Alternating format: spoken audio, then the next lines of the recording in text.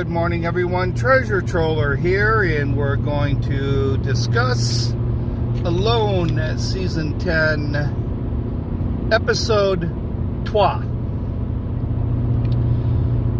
This one, there's parts that I don't want to be real harsh on, and then there's parts that maybe you have to be a little bit harsh on. So the ones that are less harsh to me are more of like personal opinion. So yeah, if you don't agree with them, that's fine. I just think there's certain things that when you get there, maybe you're not proficient in, but you've done, or at least have a certain amount of knowledge. Like the first thing is a friction fire. I mean, if you lose your ferro rod and you need to make a fire, you know, it's like, well, I know how to make a friction fire, rather than, well, this is the first time. Haven't done this before, so this is the first time. I think you'd want to know how to do that. I'm not, you know, the only thing that excludes that I've never seen any of them do, mostly because they have the ferro rod, is taking the ember and keeping an ember going. I've never really seen any of them do that, which might alleviate the need for a friction fire. You know, how they compress like some very dry tinder, and then they put the ember in it in the little box. I imagine you'd have to somehow like take your fish hooks and put them in like a metal box, and then when you get to your camp, you would have to take the fish hooks out and maybe hook them on some fish line or something, and then use that box for the ember. Or, you know, maybe you could bury it. I don't know. I've never done it before. I'm just a couch survivalist, you know, not one of these great editors and whatever. The comment from last week, I enjoyed the comment, but I'm a couch survivalist, not, I forget what he referred to me as. The next thing would be making arrows. I would think you would have, because you know you only have 9, you might, you know, want to make a couple at home. Just kind of know the length that you need. It's not like they don't have the time out on the island or wherever they're at, but trial and error. But I would think with $500,000 on the line, you might, you know, be at home, and while you're watching, you know, Treasure Troller on YouTube, you might want to make, a couple of arrows. But I'd make sure that all my arrows were hunter orange and my quiver was hunter orange as well. And then, geez, I'd like, really kind of curious what moose would be eating this time of year. A moose. It's a moose.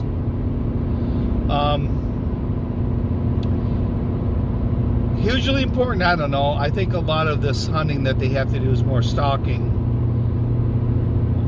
than anything, but having a ground blind in the areas that they would be feeding on would be nice as well.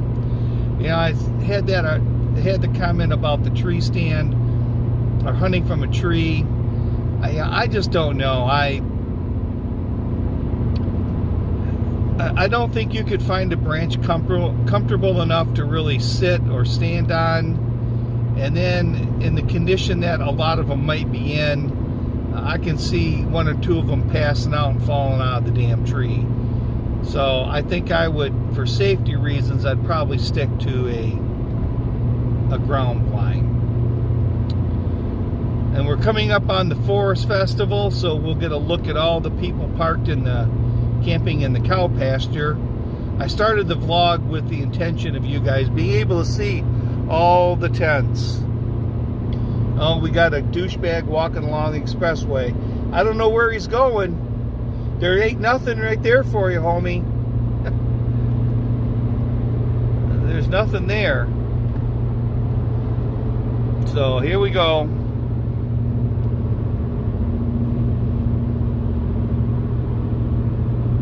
Get a glimpse of all the tents and all that shit. They say there's about 50,000 people all camped in horse shit. Then we get some around the corner. Maybe a quick look here. Not much of a look. Yeah, it might not be too bad. But that's all you get. I'm not paying $600 for you to get a better look at the Forest Festival. So we'll get into the people. You know, Mikey. You know, that's the like to know what the moose are eating. I think maybe he isn't quite the expert hunter.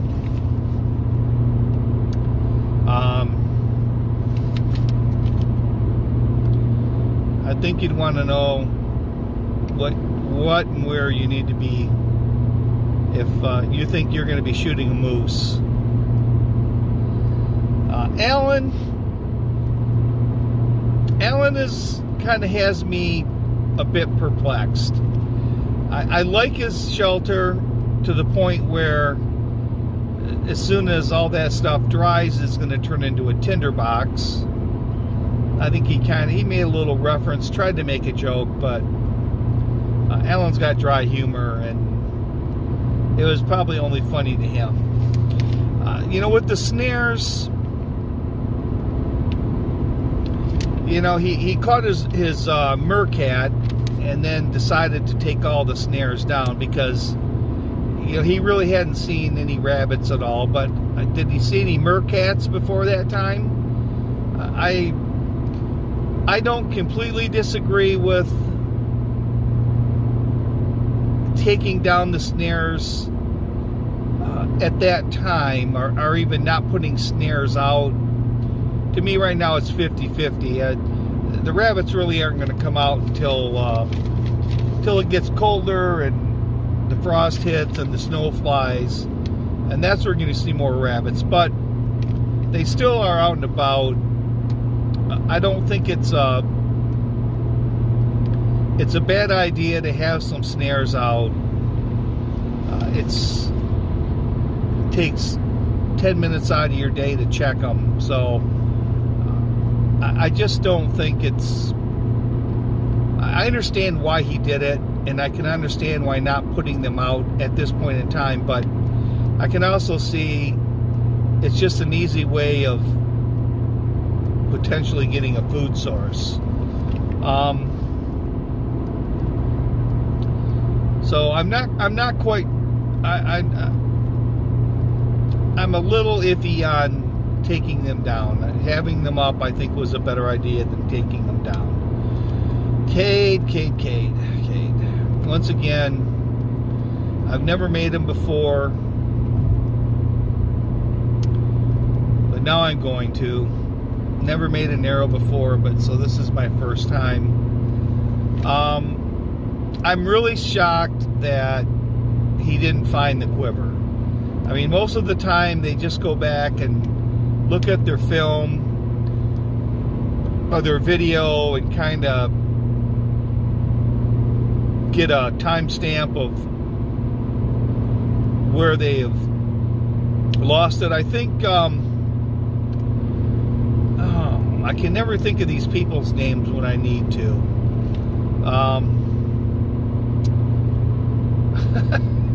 I keep thinking of survivors. Roland, didn't he lose his axe?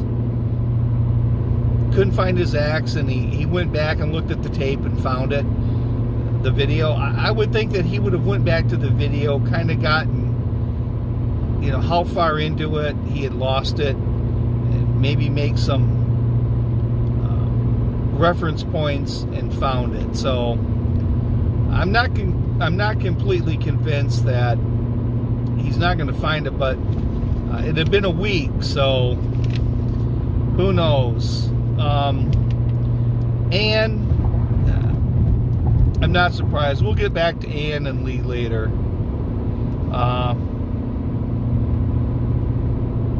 We had Alan in his tinderbox, and then Luke is living large. Fish are fighting to get onto his line. Take me, Luke. So to me, that means anybody that does that well at the beginning,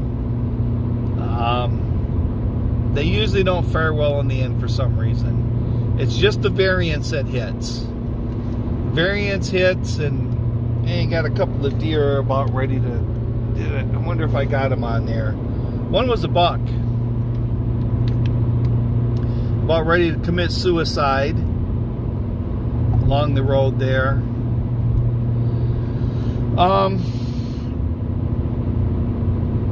They just variance hits, and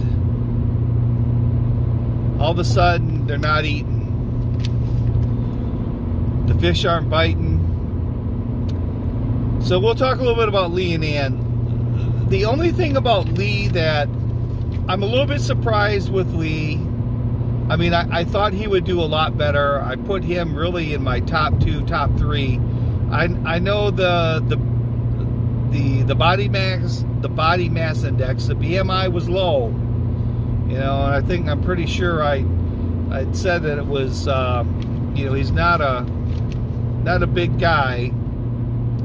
I thought his experience and his skills would do much better for him, but that didn't work out. The one thing about Lee, and somebody's going to say, well, it could have been the editing. I don't know. If you want to say it was the editing, then fine.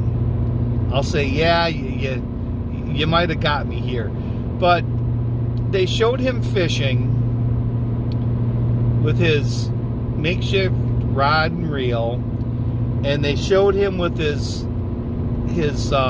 gill net along the shore. They never showed him during that episode taking his raft out and putting the gill net out where he had gotten the fish previously. So I'm just curious about why he wasn't using the raft. I mean, the water's going to be warmer out in the deeper water, and I would think you would find the fish more out in the deeper end than right along the lake shore there, right along the... I just don't think the gill net would be very effective right there, but they never showed him after the first episode using that raft, so it'd be interesting to find out. Yeah, it's probably just the editing, though. We got, of course, he tapped out and Ann tapped out. Ann, I'm not surprised. I mean, all the women are AARP members. All she was... I'd said before how long she was working on her McMansion, and how she wasn't eating, and someone I said she's probably eating berries or plants or something, and someone made a comment about it took her 4 days or something, and she was eating berries and something. I think it took her longer than 4 days, but yeah, she wasn't really eating. And her and Lee both just spent all their energy into their McMansions. They thankfully Lee got to spend one night in it, and then he tapped out. I imagine Ann got to sleep in hers at least one night.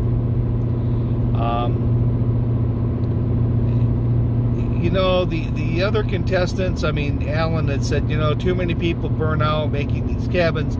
So it's obviously something that has been discussed, and it's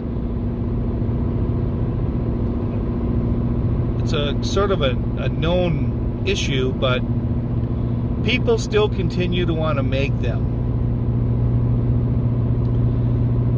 So we're going to try to come up with a way to help these guys out.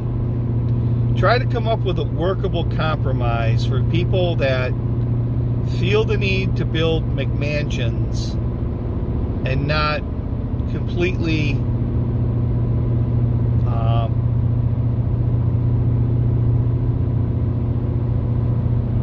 waste themselves and waste all their energy. I think you have to go by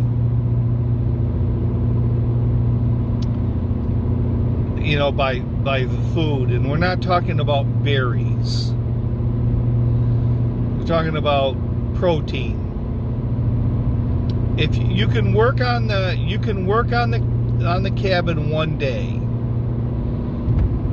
and then the next day you go out and you hunt. In the morning or whatever, you want to set some time aside in the morning and hunt, whatever. And you go out and hunt,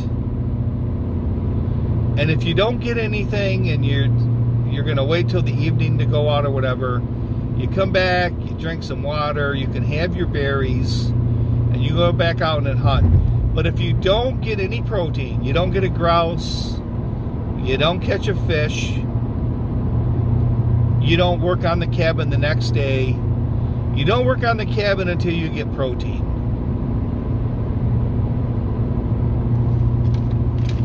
You don't work on the cabin unless you get protein. So if you have to spend the whole next day fishing, you catch a fish, whatever, you eat it, and then you can work on the cabin that day, or you can work on it the next day.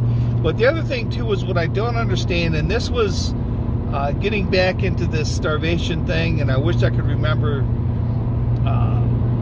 which season this guy was in, but he had a bunch of fish that he had smoked hanging in his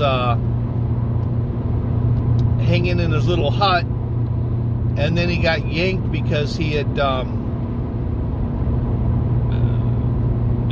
lost too much weight and stuff, but he wasn't eating any of the food that he got. And these guys that catch a fish, even Alan, they catch a fish, they haven't eaten for 5 or 6 days, they catch a fish and they go, oh boy, that's 3 days worth of food. Frickin' eat. Catch a fish, eat half of the fish, or as much as you want. Don't, why continue to starve like that? Just eat and not worry about 2 or 3 days. Eat all the meat. If you want your fish head soup the next day, great. But they catch a fish and then they're done for the day. Well, caught my fish. I got 3 days of food. See you later. Throw the damn hook back in the water, and you might catch 2 or 3 more. And then, boy, you got a whole week's worth of food. I don't understand that. I don't. They get one fish in it, they call it a day. Throw it back in and catch them. So I guess that's it for this one. Don't build a McMansion on an empty stomach is, I guess, is rule number 1. We'll have to come up with there was a show on about Survivor. I think his name is David Bloomberg, and he has Why Blank Lost, and they go through. He has all these rules of Survivor, rules that you should do. So we should have, maybe I'll come up with rules for a loan, what you need to do in order to win a loan from a couch survivalist perspective. So we'll have to come up with some rules. So with that, this is Treasure Troller saying aloha and good day.